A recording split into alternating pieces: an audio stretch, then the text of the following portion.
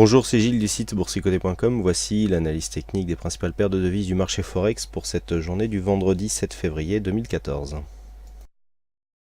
Nous commençons tout de suite par l'euro-dollar donc qui confirme le retournement, puisqu'après avoir cassé ici cette zone de résistance, alors la résistance qui avait disparu hier, mais je l'ai remise parce que du coup elle a du sens sur ce retournement, puisque déjà dans un premier temps nous avons donc une rupture de cette résistance. Bon, alors on est un petit peu éloigné, mais ce qui est intéressant, c'est que suite à cette rupture, donc on est venu tester la zone 50-61-8, on revient ici, on revient tester cette zone de résistance, on revient tester ici la moyenne mobile 20 exponentielle, avant de confirmer le mouvement de hausse par un second contact ici sur la bolle supérieure, et donc dans sa continuité.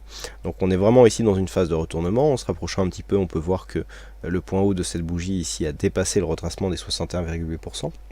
Ce qui confirme le retournement de tendance, et malgré tout nous sommes quand même dans une configuration limite surachetée avec un MACD qui est relativement hésitant et sur des contacts Bollinger supérieurs et donc cette zone des 1,3628. Donc là il semblerait qu'un mouvement technique de consolidation soit tout à fait envisageable en direction au moins des 1,36, mais par contre la tendance, le fond de tendance lui reste haussier. Il en sera ainsi tant qu'on restera ici au-dessus de ce point bas significatif qui se situe à 1,3552, et donc les points visés maintenant, à partir du moment où on validera une cassure du 61,8, sera dans un premier temps ici cette résistance des 1,3680 et dans un second temps ici un retour sur le plus haut de la tendance, à savoir 1,3740. Sur le câble, nous avons une configuration aussi de rebond technique. Alors, on insistait hier sur le fait qu'on n'avait pas de validation de début de rebond technique par manque de cassure ici de ce retracement des 23,6%, malgré un biais haussier constaté sur les indicateurs. Et bien ça y est, après donc avoir marqué une belle tendance baissière, les cours donc sont restés sous cette zone ici des 23,6, et puis à la faveur d'un contact ici un peu plus appuyé sur la bande de Bollinger supérieure, et bien on est venu valider un second contact ici sur le retracement des 38,2.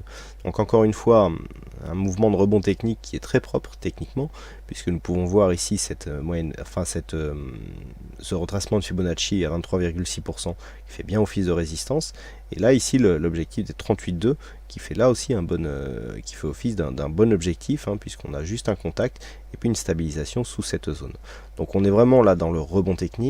Tant qu'on reste sous les 38,2, on est toujours potentiellement dans une tendance dynamique qui serait confirmée par une cassure baissière des 1,6250.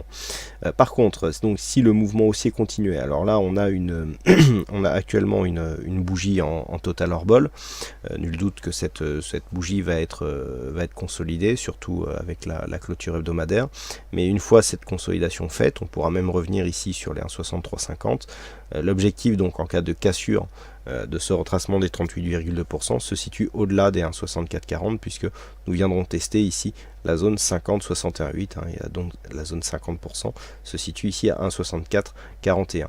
Donc sur un dépassement ici de cette zone des 1,64, on visera 1,6450 voire 1,6485 pour le retracement ici de 61,8%.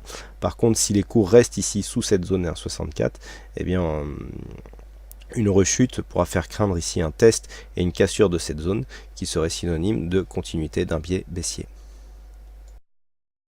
Sur le dollar yen, nous avons ici donc une confirmation de la sortie de cette tendance baissière. Donc nous avons cassé ici cette résistance à la hausse sur une accélération, et puis nous avons cassé aussi cette résistance horizontale avec donc un contact sur la résistance supérieure qui se situe à 102,50, notamment avec l'aide de cette bougie fortement volatile qui est apparue dans l'après-midi. Donc on reste ici dans un flux haussier, des oscillations qui se font donc entre cette moyenne mobile 20 exponentielle et cette bande de Bollinger supérieure. Malgré tout, nous avons une configuration légèrement surachetée avec un MACD qui cherche à se retourner à la baisse.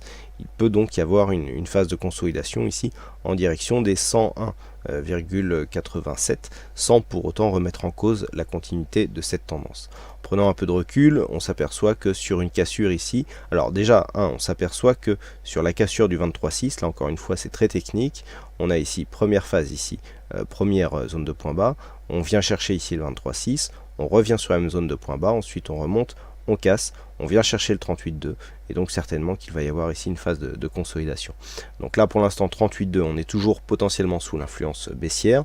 Il faudra vraiment dépasser cette zone ici et venir tester la zone 50-61,8 pour se trouver dans une phase de consolidation un peu moins, enfin d'une tendance un peu moins dynamique. Et puis si nous avions ici un retour donc à une cassure du 61,8, vu que c'était une zone qui était déjà précédemment résistance, on aurait une structure ici qui pourrait nous faire calculer un objectif par report d'amplitude par rapport ici à cette zone de point bas et ce que l'on peut considérer comme étant une ligne d'eau. Donc à surveiller ici une éventuelle cassure du 61,8 donc la semaine prochaine. Par contre si les cours restent sous le 38,2 et que le cours commence à s'infléchir à la baisse, eh bien il y a risque de poursuite du mouvement baissier qui sera confirmé par une cassure des 100,76.